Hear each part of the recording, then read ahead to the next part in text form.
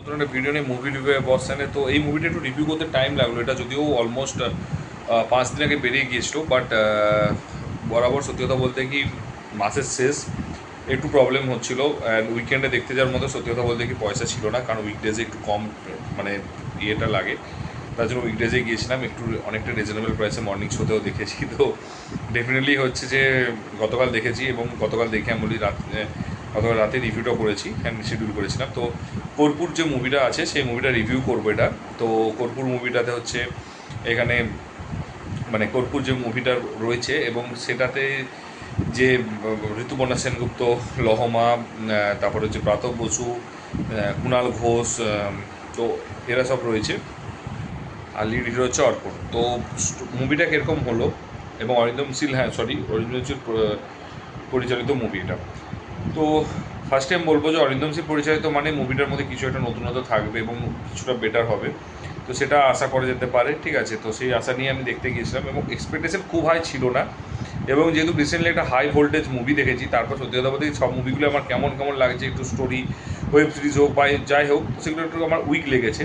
তো আমার ঠিক মানে বলবো না যে বিশাল এক্সট্রাঅর্ডিনারি মুভি লেগেছে, বাট আমি পার্সোনালি বলবো যে কর্পূর মুভিটা, বাট এটা কিন্তু বাংলাতে একটা কোয়ালিটি কাজ কিন্তু আমার, এবং যে রিসেন্ট মুভিগুলো এসছে ইভেন জানুয়ারির পর আমি বলবো যে অদম্যর পর আমার মানে বেশ ভালো কাজ লেগেছে।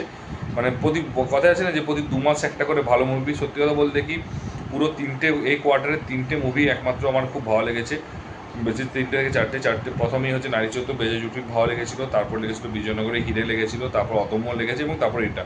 এবং এটা সত্যি ভালো কাজ আমার ভালো লেগেছে। এবং যদি মানে ধুরন্ধর দ্য রিভেঞ্জ দেখার পর যদি মনে একটু অন্য টাইপের সিনেমা দেখবো, একটু ভালো কাজ দেখবো বাংলাতে, তাহলে আমি বলবো যে এই মুভিটা দেখতে যেতে পারো। এটা কিন্তু ওয়াচেবল, 1 টাইম নয় 2 টাইমস ডিসেন্ট ওয়াচেবল মুভি, ঠিক আছে। এবং এটা যদি ওপেন উইন্ডোতে রিলিজ করতো, ওই ধুরন্ধরের সাথে না রিলিজ করতো, হয়তো এটা বেটার শো পেতো এবং বেটার কালেকশন করতো ফর শিওর, এটুকু বলতে পারি।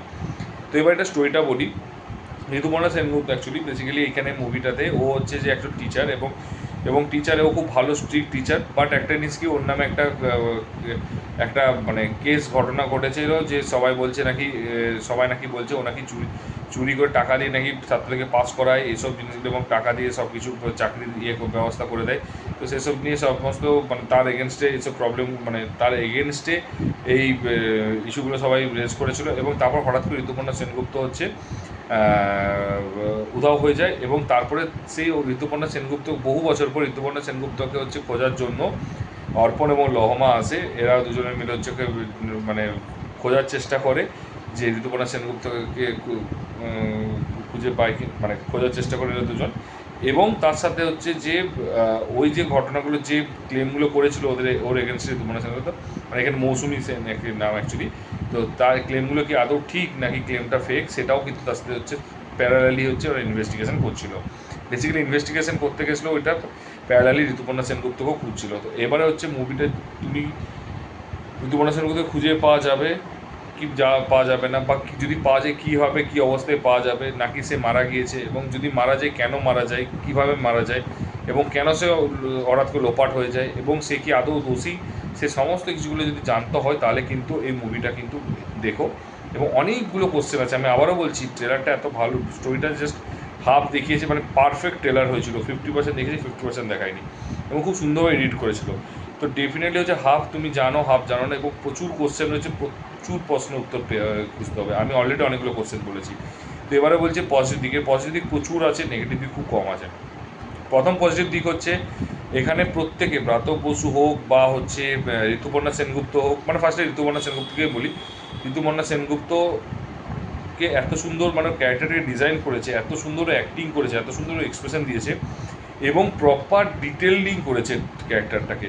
তো ডিটেলিং করেছে, এবং যখনও মানে মানে হাওয়া হয়ে যাবে, তো সেই মুমেন্টগুলোতে তুমি বুঝতে পারবে আলাদা লেভেলে একটা মানে ব্যাপার রয়েছে, ঠিক আছে। তো ওই জিনিসগুলো খুব ভালো লেগেছে, দারুণ ডিটেলিং করেছে। এবং এবং তার সাথে শুধু ওকে না, ব্রাত্য বসু হোক, কুণাল ঘোষ হোক, বা হচ্ছে লহমা হোক বা অর্পণ হোক, প্রত্যেকের কিন্তু ক্যারেক্টারগুলোকে কিন্তু ডিটেলিং কিন্তু দারুণ করেছে, এবং প্রত্যেকের পারফরমেন্স যথেষ্ট ভালো, এবং মানে খুব সুন্দর কাজটা করেছে, এবং খুব সুন্দর রয়ে বসে ওর অ্যাক্টিং, মানে অ্যাক্টিংয়ের লেভেলটা কোয়ালিটিটা খুব সুন্দর রয়েছে, ঠিক আছে। প্রত্যেকে দারুণ অ্যাক্টিং করেছে, ফার্স্ট পজিটিভ দিক। সেকেন্ড পজিটিভ দিক হচ্ছে এই স্টোরিটা সিরিয়াসলি বলতে কি, এই স্টোরিটা সিরিয়াসলি এটা মুভিটা অ্যাকচুয়ালি কর্পূরের থেকেও বেটার হতো আমার মনে হয় মৌসুমী মানে অন্তর্ধান রহস্য মৌসুমী সেন, ঠিক আছে, বাট কেন করেনি যায় না, মানে কাবেরী অন্তর্ধান রহস্য তো আছে, তার জন্য ক্লেম হয়তো কেউ ইয়ে করবে, প্লেগারের দিন লাগাবে, তার জন্য হয়তো এরা করেনি। বাট পার্সোনালি আমি বলবো যে দারুণ এটা একটা স্টোরিটা খুব সুন্দরভাবে, মানে স্টোরিটা খুব সুন্দর চয়েস করেছে এবং অরিজিনাল ঘটনা অবলম্বনে, তো এই জন্য স্টোরিটা কিন্তু ইউনিকভাবে একটা মানে খুব সুন্দর একটা চয়েস করেছে। তো এই চয়েস করাটা কিন্তু একটা বিশাল বড় পজিটিভ দিক, এটা হচ্ছে সেকেন্ড পজিটিভ দিক। থার্ড পজিটিভ দিক, এইটার ওয়েব সিরিজটা এত সুন্দর ড্রামাটাকে ক্রিয়েট করেছে, এত সুন্দর ড্রামাটা রয়েছে, এবং তার সাথে বললাম যখনই তুমি ক্যারেক্টারগুলো ডিটেলিং করতে যাও না, তখনই কিন্তু তোমার সমস্ত কিছু ম্যাটার করে, মানে ইমোশনসগুলোও কিন্তু তোমার মধ্যে খারাপ লাগবে, ইমোশনসগুলো যখন আসবে সেগুলো কিন্তু তোমার মনের মধ্যে লাগবে যে হ্যাঁ খারাপ লাগছে ইমোশনসগুলো, সেই রকমভাবে কিন্তু কাজটা করেছে। এবং যেটা আমি বরাবর বললাম না, যেটা আমার খুব পছন্দ হয়েছে, এই জন্য আমার ক্যারেক্টারটাকে, এই সিনেমাটাকে এত পছন্দ হয়েছে আমার, খুবই পিওরলি ডিটেলিং করেছে, আমার খুব পছন্দ হয়েছে ডিটেলিংটা, এবং তা ইমোশনস খুব সুন্দর কাজ করেছে, তার সাথে ড্রামা খুব সুন্দর করে হয়েছে। এবারে হচ্ছে বিজিএমটা কিন্তু আমার মানে ইমোশনস জায়গাগুলো বা যেখানে সাসপেন্স থ্রিলিংয়ের যে ব্যাপারগুলো আছে প্রত্যেকটা জায়গায় কিন্তু খুব সুন্দরভাবে পারফেক্টলিভাবে মিউজিকটাকে ইন্ট্রোডিউস করেছে এবং মিউজিকটাকে ইউজ করেছে এবং পারফেক্টলি কম্বিনেশন রেখেছে, মানে যেটা অ্যাকচুয়ালি বলে যে প্রত্যেকটা ইনস্ট্রুমেন্ট যেখানে যেটা দরকার, যতটুকু দরকার ঠিক ততটাই ইউজ করেছে, কোথাও তো ওভার দ্য টপ ইউজ করেনি, এবং যেটা আমার কিন্তু খুব ইউনিক, মানে খুব সুন্দর লেগেছে জিনিসটা, ওই জন্য মিউজিকটা। তারপরে হচ্ছে ক্যামেরার কাজ, যেটা লাস্ট পজিটিভ দিক আছে, যেটা হচ্ছে ক্যামেরার কাজ, সিনেমাটোগ্রাফি এবং কালার গ্রেডিং। দুটো টাইম ফ্রেমে যেভাবে করেছে, টাইম ফ্রেমের যে জিনিসগুলো সেইগুলোতে কিন্তু খুব সুন্দর রয়েছে, এবং ওই কালার গ্রেডিংটাকে ইউজ করেছে সিনেমাটোগ্রাফি, ক্যামেরা কাজগুলো কিন্তু কিছু কিছু অ্যাঙ্গেল রয়েছে যেগুলো খুবই সুন্দর কাজগুলো রয়েছে, যেগুলো আমার পার্সোনালি খুব পছন্দ হয়েছে। তো এটা গেল ব্যাপার। এবার নেগেটিভ দিকে আমি বলবো, নেগেটিভ দিকে তিনটে বড় বড় নেগেটিভ দিক আছে। একটা নেগেটিভ দিক হচ্ছে এখানে অর্পণ এবং লহমার যে প্রেমের চরিত্র দেখিয়েছে ইনভেস্টিগেট করতে করতে, আমার মনে হয়েছে যে এটা না দেখালেও চলতো, এটা কোনো প্রয়োজন ছিল না, অসামঞ্জস্য জিনিস ছিল, ওরা দুজনে ডিটেকটিভগিরি করেছে, দুজন মিলে খুঁজছে এবং রিপোর্টিং যেটাই হোক, তো সেইখানে তাদের প্রেমটা আমার একদমই খাপ খায়নি, দুজনে অ্যাক্টিং ভালো বাট প্রেমের জায়গাটা কখনো ম্যাচ খায়নি, এবং এদের প্রেমের যে কম্বিনেশনটা বা কাপলটা সেটাও আমার একদমই পছন্দ হয়নি, এবং কোনোরকমই আমাদের ওদের যে প্রেমের ব্যাপারটা সেটা একদম মানে মানানসই নয় সিনেমার সাথে, সেটা মানে লেজিট নয় অ্যাকচুয়ালি বেসিক্যালি, ঠিক আছে, সিনেমার সাথে সেটা হচ্ছে খাপ খায়নি, এবং তার সাথে ওদের ক্যারেক্টারের মধ্যেও খাপ খায়নি, এবং তাদের দুজনের মানে কম্বিনেশনটাও ঠিকঠাক পছন্দ হয়নি। তো এটা গেলো আমার প্রথম নেগেটিভ দিক, সবচেয়ে বড় নেগেটিভ দিক, যেটা কোনো দরকার ছিল না। সেকেন্ড নেগেটিভ দিক হচ্ছে মানে সেকেন্ড যেটা আমার খারাপ লেগেছে সেটা হচ্ছে এর এডিটিংটা ডেফিনেটলি কিছু কিছু জায়গায় যখন দুটো টাইম ফ্রেমে এডিটিং বা ট্রানজিশন জায়গাটা খুব ভালো কাজ করেছে, ঠিক ততটাই খারাপ কাজ করেছে সিনেমাটা হচ্ছে শার্প এডিটিং হয়নি, এক একটা জায়গায় মনে হচ্ছে জোর করে স্ট্রেচ করেছে, যেটা প্রয়োজন ছিল না এতটা স্ট্রেচ করে। 2 ঘন্টা 25 মিনিটের সিনেমা রান টাইমে ওটা 2 ঘন্টা 10 মিনিটে এনি টাইম করতে পারতো, ওই 15টা মিনিট যদি ওরা শার্প এডিটিং করতো অ্যান্ড তাহলে কিন্তু কোয়ালিটি আরও বেটার হতো, এবং আরেকটু মাঝে মধ্যে দুটো একটা জায়গায় হচ্ছে ফ্লগুলোকে দেখা গিয়েছে, ঠিক আছে, যেটা আমার মনে হয়েছে যে আমার মানে ওই ফ্লগুলো কিন্তু যদি না থাকতো আরও বেটার হতো এবং আরও বেটার এক্সিকিউশন হতো।